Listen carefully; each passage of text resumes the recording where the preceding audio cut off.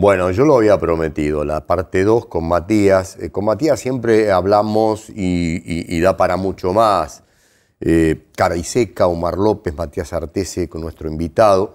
Y habíamos dicho para hoy, en esta segunda parte, la hipótesis, bueno, hay un gobierno de carácter nacional, popular, no neoliberal, a ultranza como el que estamos padeciendo, que llega al gobierno, llega a presidencia. Llega al poder y está en discusión si tiene el poder. Pero para poder construir ese poder va a tener que intervenir con una lógica diferente. ¿Valen las viejas lógicas? ¿Cuáles son las que valen y cuáles las que no? Frente a un escenario totalmente dinamitado que le deja esta herencia. ¿Cómo se puede pensar, Matías? Buenas. ¿Qué tal? ¿Qué tal, Omar? Es una pregunta clave, ¿no? ¿Qué es lo que va a suceder en un próximo gobierno frente a una situación calamitosa que es la que estamos viviendo en estos últimos meses de esta administración? Y creo que es una pregunta que se va a dirimir, yo creo que a finales de este año y a comienzos del año que viene.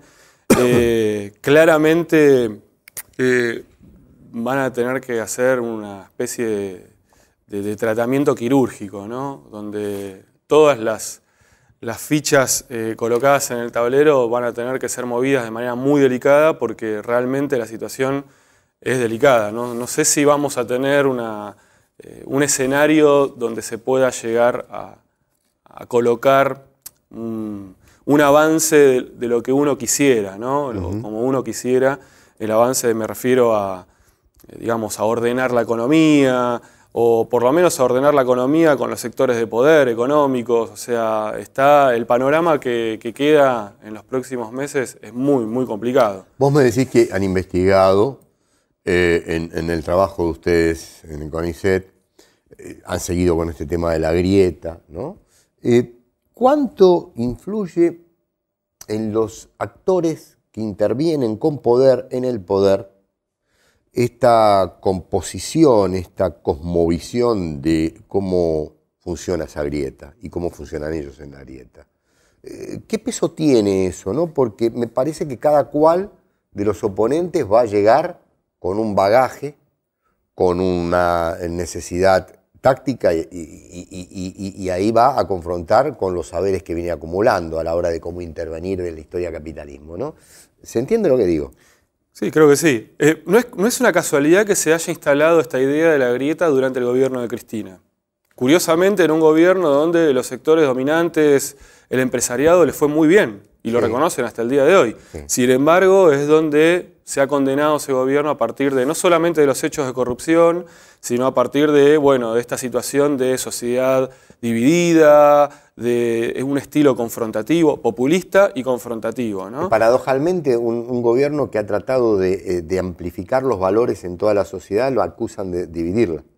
Totalmente. Y hoy estamos viviendo una situación en donde si vos declarás abiertamente en la televisión, voten a Macri, pasa, aparentemente pasa. Pero si vos haces lo mismo diciendo voten a la oposición, voten a Cristina, sos un fanático, ¿no? Entonces, evidentemente hay acá un juego muy, muy fuerte que ha venido ocurriendo desde los medios de comunicación, sobre todo, las grandes empresas. Porque estamos hablando de monopolios empresarios, ya no solamente de medios de comunicación. Me parece que la caracterización nos queda pequeña, ¿no? Al decir medios de comunicación, tenemos que poner este elemento además. Son grandes empresas, grandes monopolios con intereses propios, en donde en realidad creo que el problema que se ha generado para ellos es que no estaban administrando el poder ellos. Como dijiste vos hace un rato, ¿no? Los sectores de poder que administran, pero que al mismo tiempo no tienen ahí a sus gerentes, sino que están directamente administrando. Me parece que esta es la situación novedosa que estamos viviendo desde hace 4 años casi, en donde no solamente tenemos a los gerentes de las clases dominantes, los tenemos a ellos directamente ejerciendo el poder real, ¿no? Entonces, ahí es donde se junta esta tenaza en donde por un lado tenés el ejercicio del poder de la economía real y también el ejercicio de los grandes medios que están, a partir de este nuevo concepto, ¿no?, de la posverdad, que están haciendo, digamos, un panorama bastante, un estrago, ¿no?, a nivel de lo que es lo que uno conceptualiza como la verdad, ¿no? A partir de lo que sucede en la realidad. Esta definición de que sucedió un hecho que se difunde en las redes sociales y aparentemente sucedió. No hace falta ir a buscar la fuente. Yo tengo la sensación por momentos de que viajamos al medioevo, ¿no? Viajamos a esos planos de la Inquisición, me corrijo, planos de la Inquisición, donde si no te podían dominar con el escarnio, ¿no? Con la acusación, con la inventiva de toda esa idea de que eras un brujo, una bruja, terminabas en una hoguera, ¿sí? Había que matarte, había que quitarte. Hoy hay otra forma de matar, ¿no? Una es mediáticamente, y yo te quiero preguntar, la forma de matar mediáticamente, hoy hay bloques de poder. Los medios hegemónicos de comunicación son bloques potentísimos de poder, con una capacidad de intervención en la economía general muy fuerte. Ahora, ¿son socios de los grupos económicos que necesitan traccionar y modificar el escenario para seguir apropiándose? ¿Son parte mandante? ¿Son los que le demandan al grupo económico? ¿Cómo funciona esa lógica?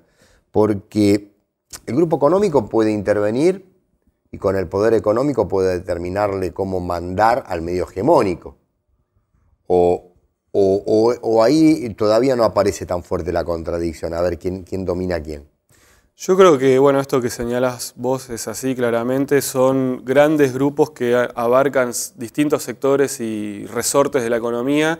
Fíjate que Clarín y La Nación también tienen sus inversiones en los agronegocios, en las energéticas, bueno, ni que hablar, en una expansión de medios de comunicación enorme.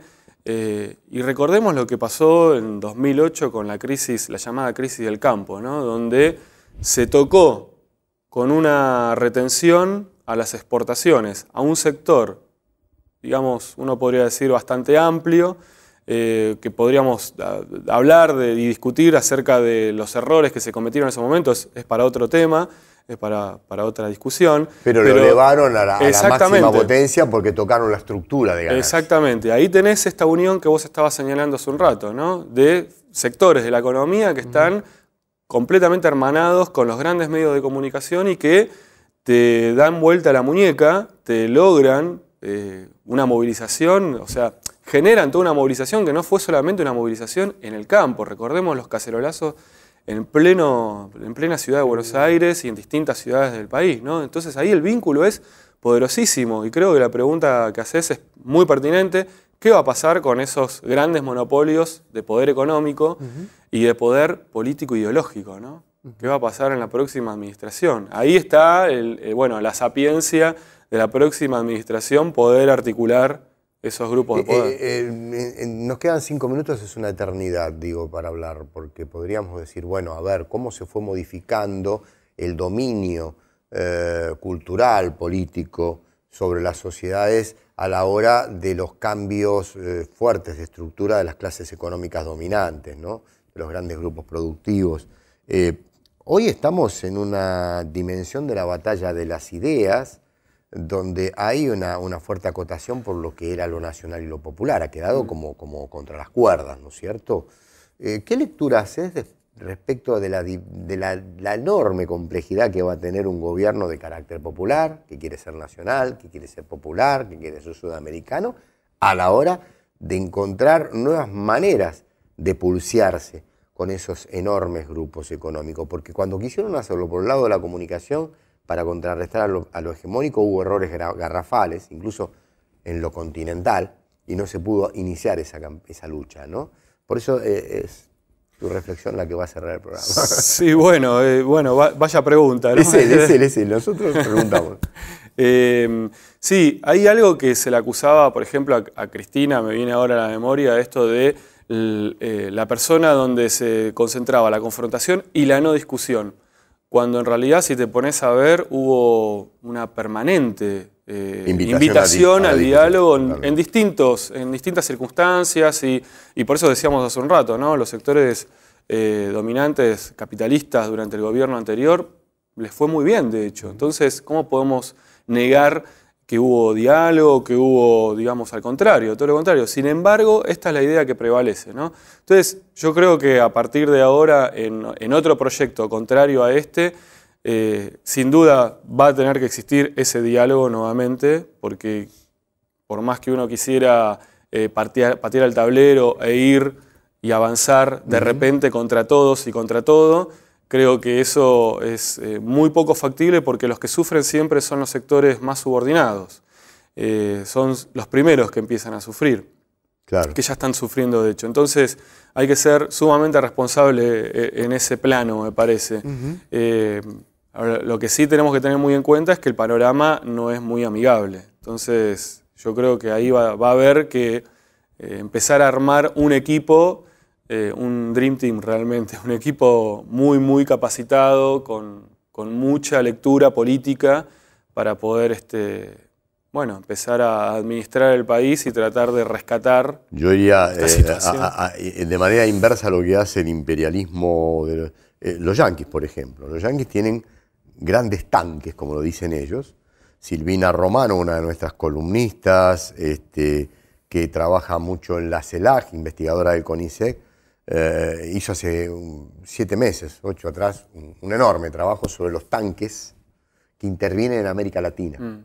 Y explicaba todos los tanques, son cientos y cientos y cientos de grupos que están formados además por las grandes empresas, ¿no? Sí, claro. Y cómo intervienen.